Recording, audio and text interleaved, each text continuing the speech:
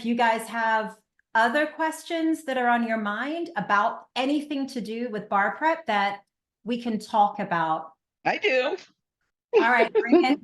And attacking the MBE. How do you attack the MBE? okay. All right, that's a really cool question.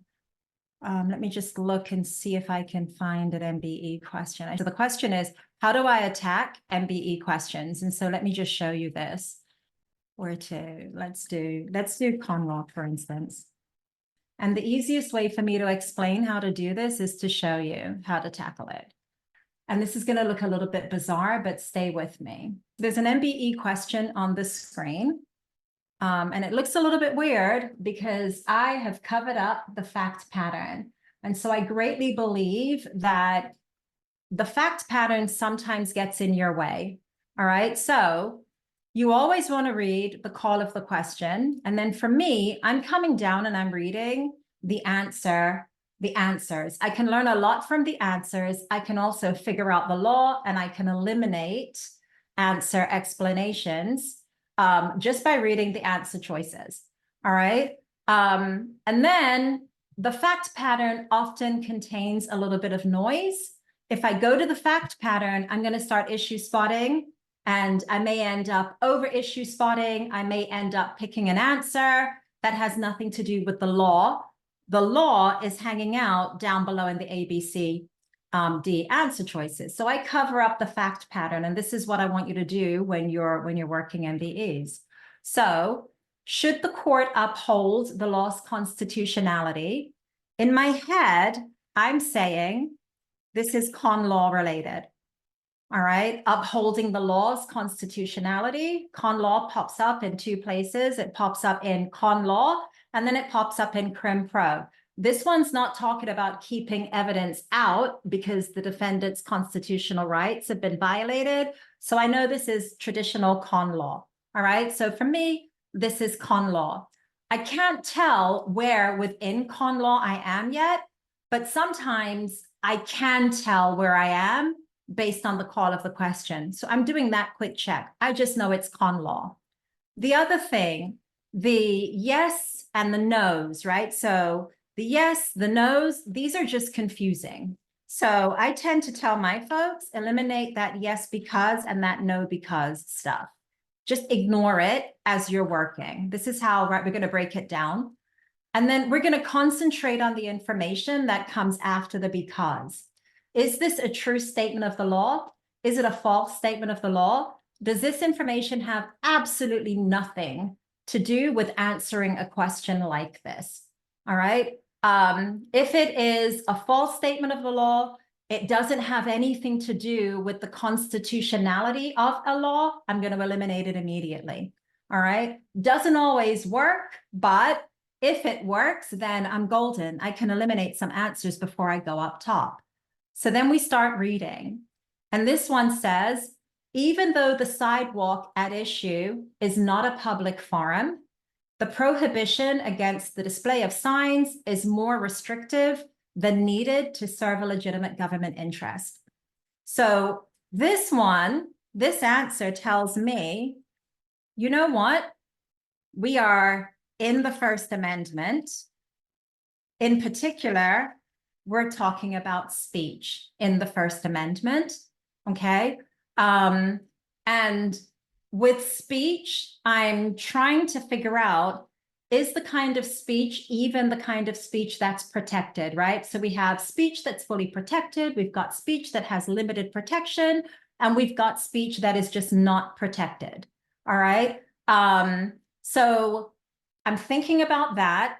I know that after I identify whether the speech is protected, I know that I've got to figure out, is the speech taking place in a public space? If it's taking place in a public space, I know I've got to figure out which kind of forum we're dealing with, and there are 4 of them. All right. So again, I'm learning my rules as I'm doing these questions. And so I know that there are 4 different types of public forums. There's a traditional public forum, there's a designated public forum, a non-public forum, and a limited public forum.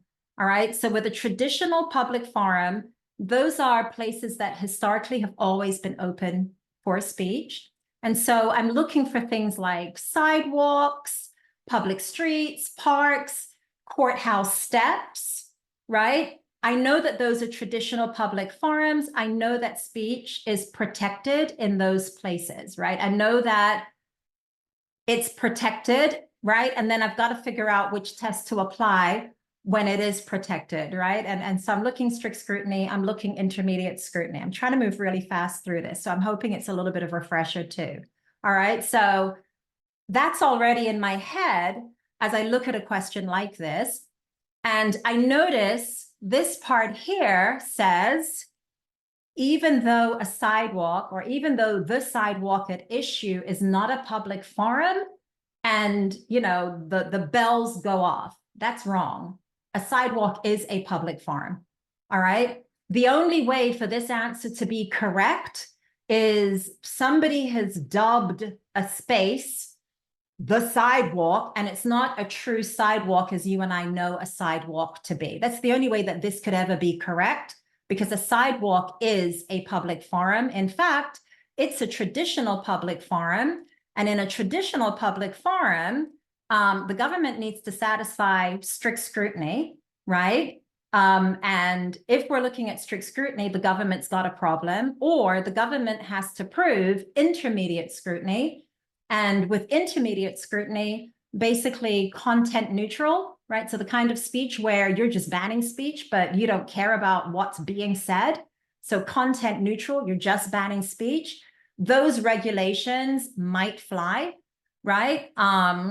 If the regulation is narrowly tailored to achieve a significant or substantial government interest, and it leaves open ample alternatives for communication. All right, so teaching a lot, but also hopefully answering Zephyr's question in the process. All right, so this answer for me, it's out. It's gone, okay? I'm gonna keep going. The sidewalk at issue is a public forum. All right, awesome. That sounds good. Let's just color that part green. That sounds good. All right, that's good law.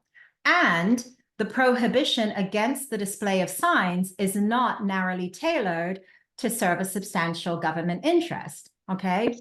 So sidewalk is a public forum. Two tests are going to apply: strict scrutiny or intermediate scrutiny. In the First Amendment, right, when dealing with speech, right, again, strict scrutiny, right, or intermediate scrutiny. All right, so that's what I know. I also know my tests. And so let me just make sure that I get those, whoops, wrong one. Let me get those tests up so that we can talk about the tests. So coloring, just so you can see it. All right. And so this is the First Amendment test. I'm just going to dictate it because it will move faster. All right. For strict scrutiny, comma, the government must prove that the law is narrowly tailored to achieve a compelling government interest and uses the least restrictive means. New line, new line.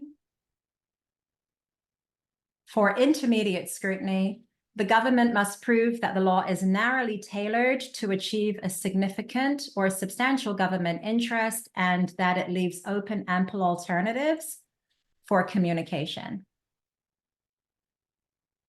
All right. When you look at this test for strict scrutiny, it requires that the law is narrowly tailored. It requires a compelling government interest, and it requires least restrictive means. When you look at the intermediate scrutiny test, it also requires that the law is narrowly tailored. It has a significant or a substantial government interest, and it needs to leave open ample alternatives for communication. All right. So what I notice is I'm thinking about what I've learned about strict scrutiny, and the strict scrutiny test that I've learned is the law must be necessary to achieve a compelling government interest. This test is different. And the intermediate scrutiny test that I've learned is that the law must be substantially related to an important government interest. This test is different.